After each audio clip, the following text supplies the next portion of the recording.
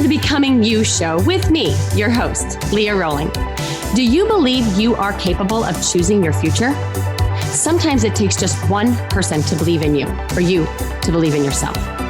If you find yourself continuing to say, someday I will take better care of myself, only to continue living the same day over and over and over again, then you, my friend, are in the right place.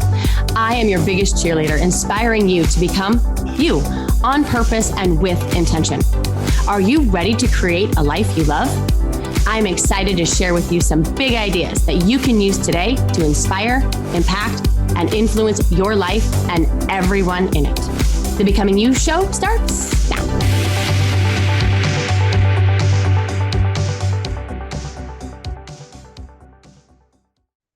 Hello, my friends. How is it going? I don't really know why I asked that, other than I like to think that, we're just sitting down and having a conversation and you are right here instead of me just recording this alone in my office. I mean, my producer is here, right? But he kind of keeps to himself. So here we are just having a little chat. And I thought I would talk about what I talk about a lot on this podcast, which is what is going on with my clients and what I'm seeing in the personal development space and what people are struggling with.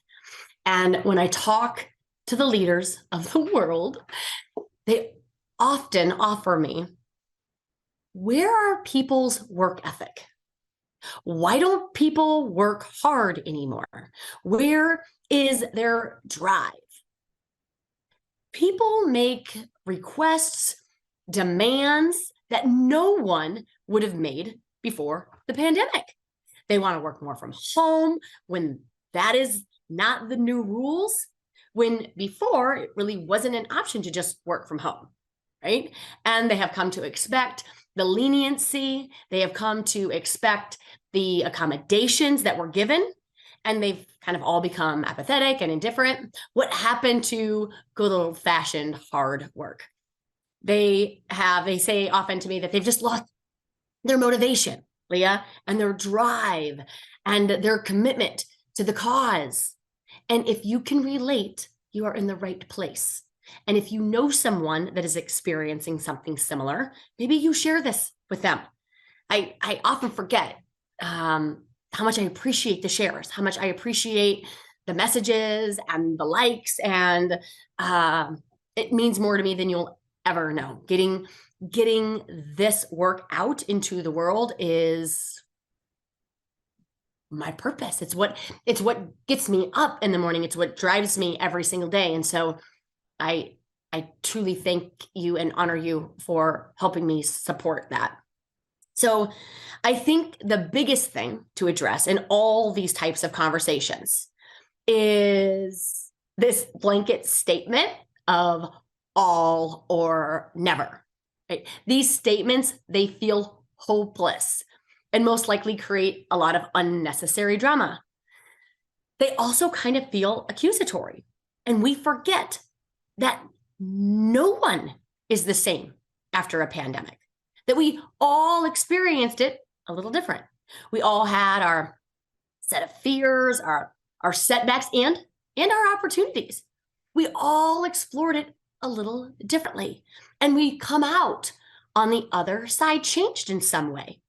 And so what would happen if we were to really just drop all of the drama, the all or never, or leading millennials is hard and they're all so lazy, or, even my Gen Xers are, developing some of the same habits that these millennials have. Like, what if we were to drop all that drama? Because that's all it is. Even though I know y'all tell me you've got lots of evidence and lots of proof, doesn't make it any more true. And just sit with the compassion of the now. Could we not then better understand what might be going on for them? How they might be feeling, what they struggle with, what decisions that they're needing to make that maybe create some uncertainty for them? How is their health? Their sleep? What are they worried about? What keeps them up at night?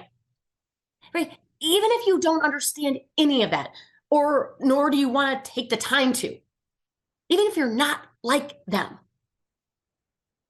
Could you find that? Could you drop into it? Because what you can't do is you cannot drop into understanding and compassion from complaint.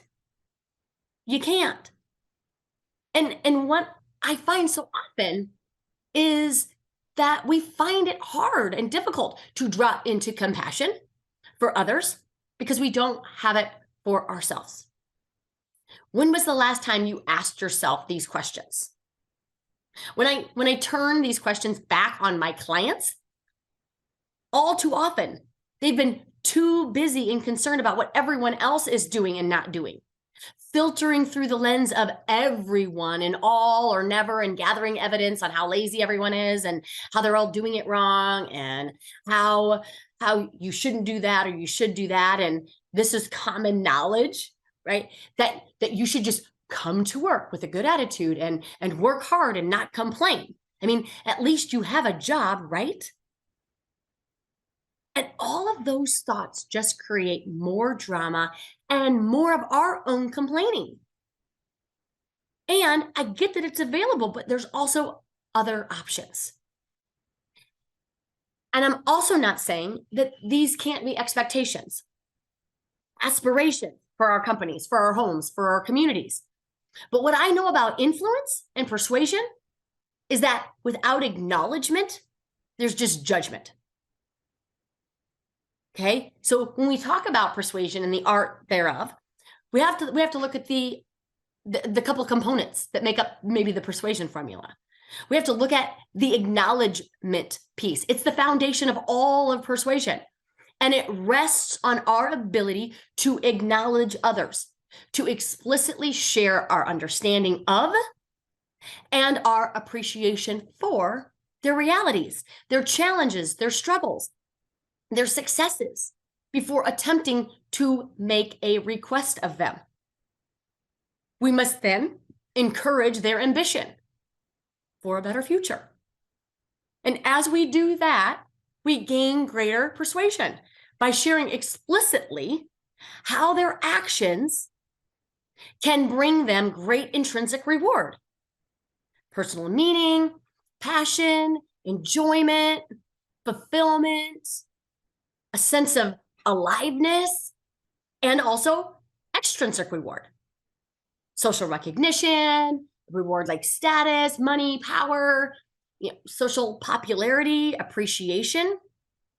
And finally, we must overlay all of this communication, this acknowledgement, if you will, and this ambition with a high dose of energy. We have to share stories or utilize our tone in order to make people feel like wanting to do something on an emotional level. This persuasion formula is not hard, but it does require some intentionality and some conscious effort, which requires us to do our work. It is really hard to show understanding, compassion, and care when we are not taking care of ourselves, when we are wiped out and exhausted, when our concern for others' drive or their lack of affects our drive. If you are honest, do you feel like you tap into the psychological necessity every day, driving your focus and motivation with a sense of excitement and purpose? Do you wake up fully engaged, right, with the moment and ready, on fire to make your difference? And if not, could we start there? And I'm not suggesting that your situation with other people is not real, that it doesn't present real challenges and problems for you. Perhaps they do lack the focus that you'd like them to have. Okay. Perhaps they have become apathetic, indifferent, and uninspirable. I'm not taking that away. I get it. I do. But rather than putting our effort into trying to fix and be frustrated by them, let's tap into what is available for us. No doubt the fixing and the frustration steals your fire. It can be super discouraging and stall your progress. It can destroy your relationships, and it can create these toxic thought loops. And that is when you must do this becoming work, this inner work. Because what I've noticed and witnessed in my life, at least what's true for me, is the more I find myself looking to where everyone else is doing it wrong, is the extent that I need to look within to where I can become.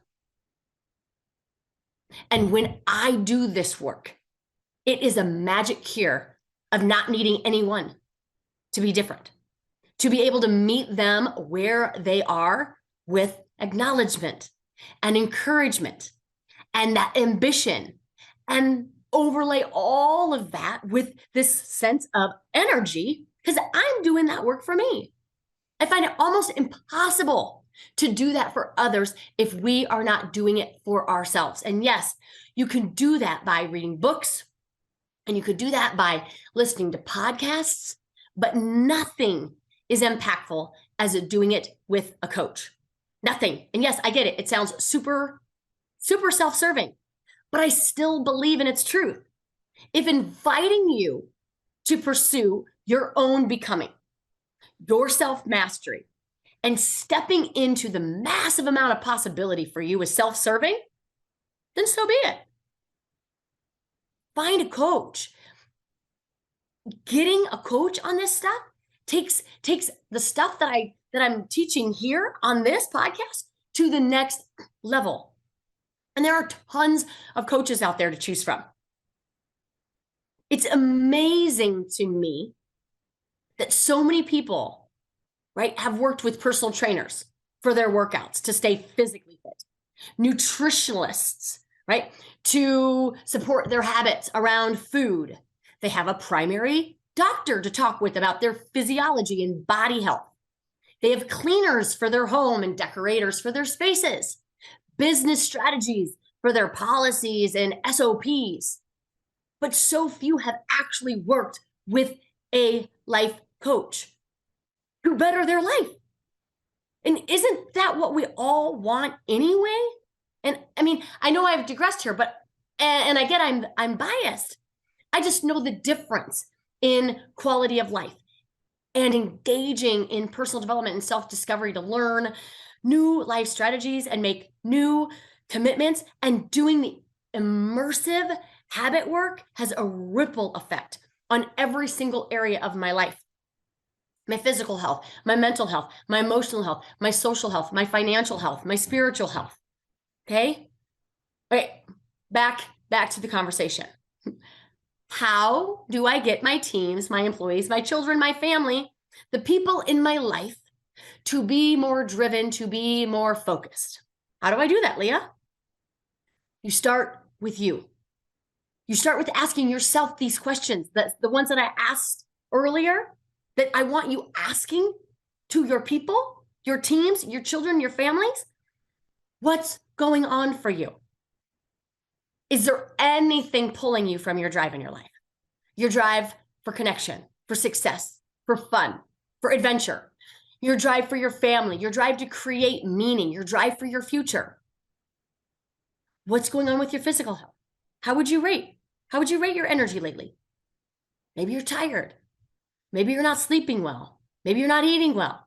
Maybe you're not doing your workouts, stretching, walking, moving as much as you know you could. Are you meditating? Are you taking your supplements? Are you drinking your water? Are we staying up too late? Drinking too much, eating too much sugar, too much processed food?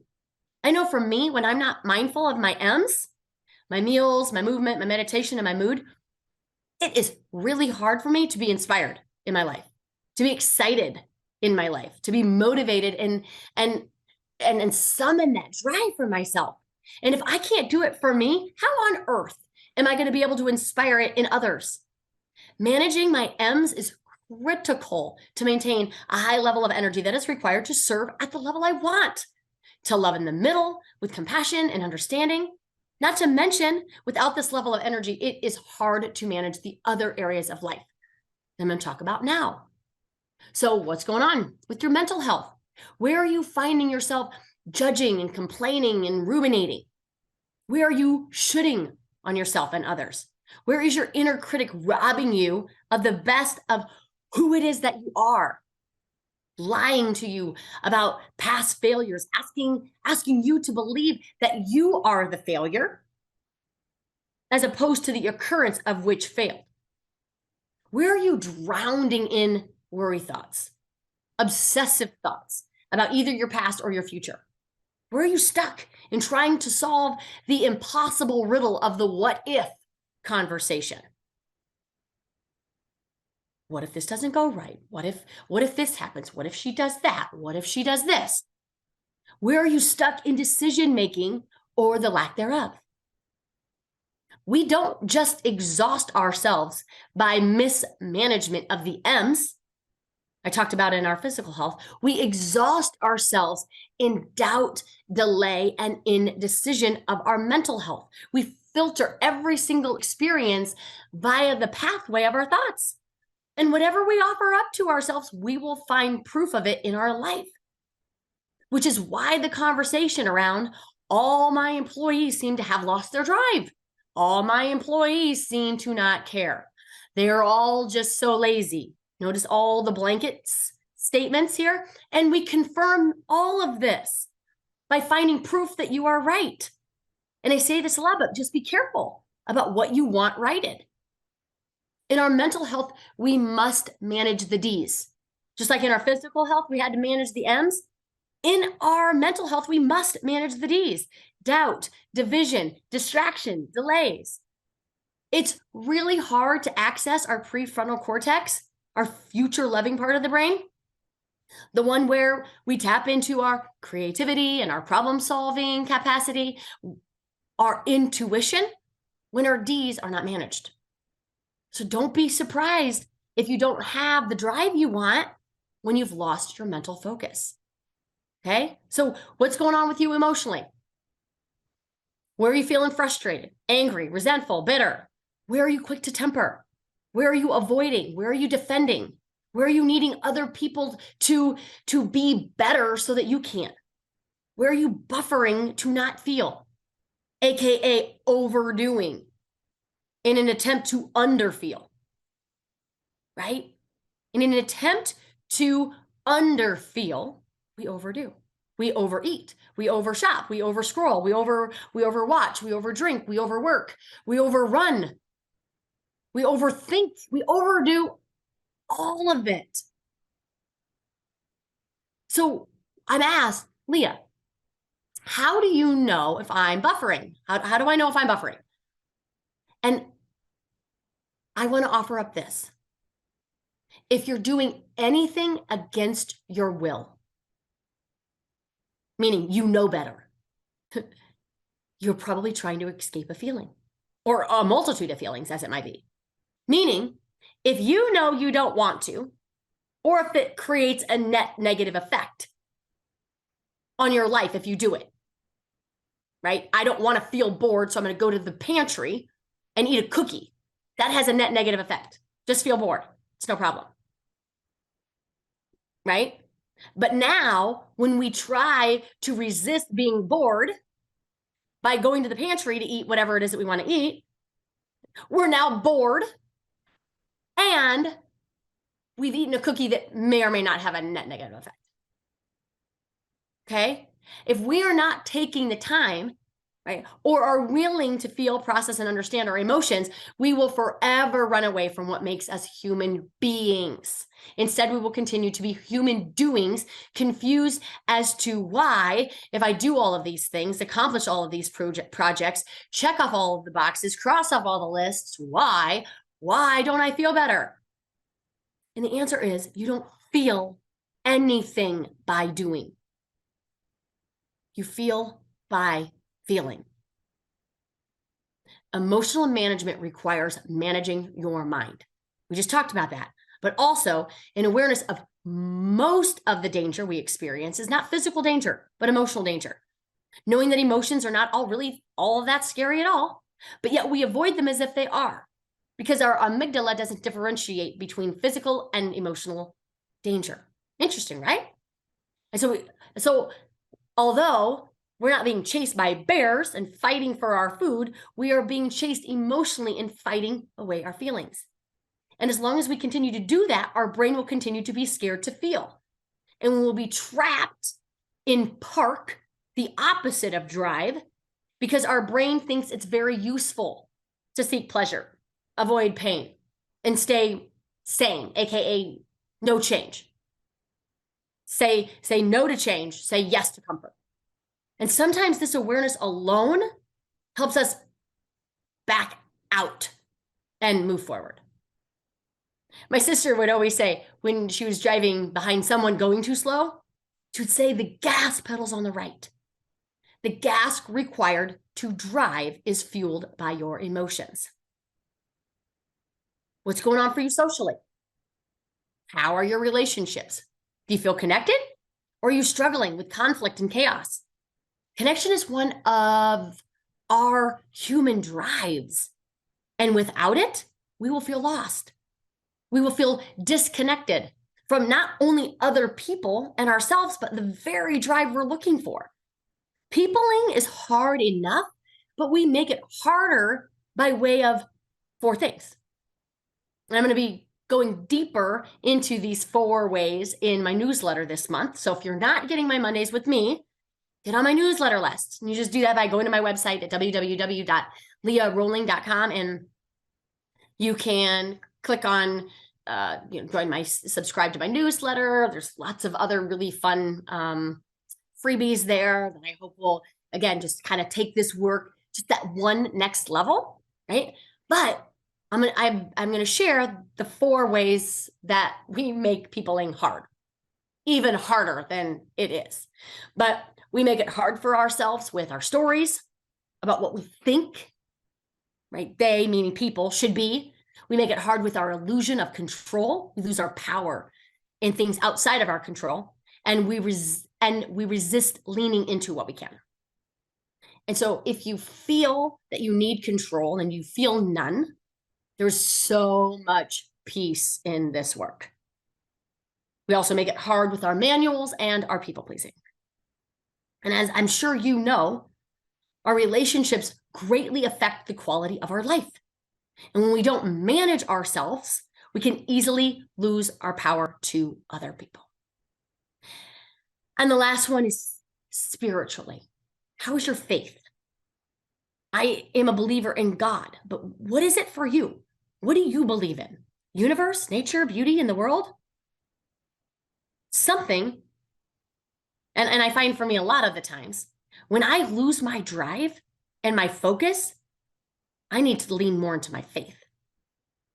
Where have I lost my belief in myself and my future and the good in people? Where have I disconnected myself to my humanity, my humanness by overdoing it? Where have I not allowed myself the peace and freedom to be? What would bring me back to center? Reunited with my purpose, recommitted to my mission, realigned with the best of who I am so that I can summon the energy to serve and lead and love with all I can. We can all lose our drive from time to time. Can we then take the time to ask ourselves what might be going on for us? Physically, mentally, emotionally, socially, spiritually. Can we be honest about where we might be creating unnecessary pressure and harm and become aware without judgment of the patterns that we run and just interrupt them with the truth? Sometimes it takes just getting out of our own way and reconnecting to the youest you. I mean, and that is the work of this personal development. This is the work that we do in coaching. And it's the work that we're going to be doing in May. I'm launching one of my very favorite programs, Becoming High Performing, and I want you in there. Every single human being on the planet needs to be in this program. Yes, selfishly, because I love meeting people and new people, and I love watching their life transform by way of all the tools and the assets and the frameworks that are just loaded in this program. But I want you in there because I know how life-changing this work is. And I want it for you. And I want it for the world. Because just think about it. How might the world be different? How might the world be more productive and have more progress and have more kindness and compassion if we all did the work to be the best that we could? And we stepped into it, inviting you always to recalibrate every day and reorient every day and choose on purpose who we want to become. Everyone can lose their drive. And I lose that motivation. And I don't want you to get mad. I just want you to ask what's going on for you. Is there anything that's happening to you in any of these areas that you could then shift with some perspective, shift with some habits, shift with some goals that orient you to your future?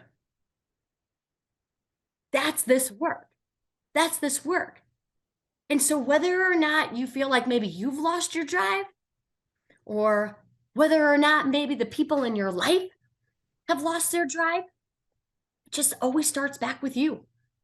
It starts back with you, because it's next to impossible to get anyone else to steer and drive if you're not the one also steering and driving.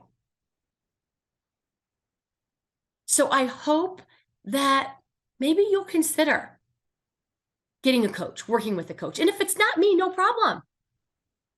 But if it is me, I would be honored. And I would love for you to join us in our high performing program, which will be opening up in, doors are open now for it, but we're going to start in May. And I am doing a webinar this Friday, the 7th, and it's at 1:00 Central Time. So hopefully you'll be able to join it or catch the replay, and I'll probably do another webinar as well.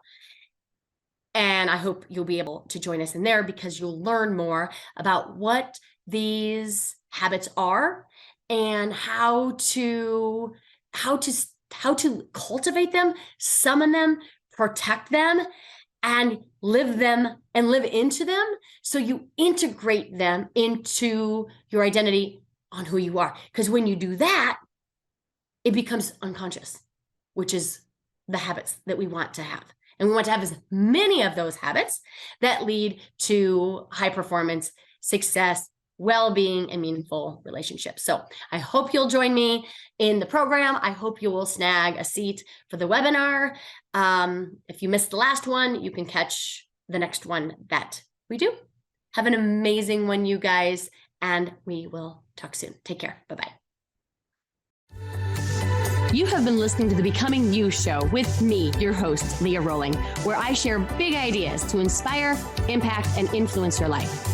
Tune in every Friday at 11 Central on transformationtalkradio.com for your morning cup of coffee, the hug you never want to end, and that inspirational message that you felt was written just for you.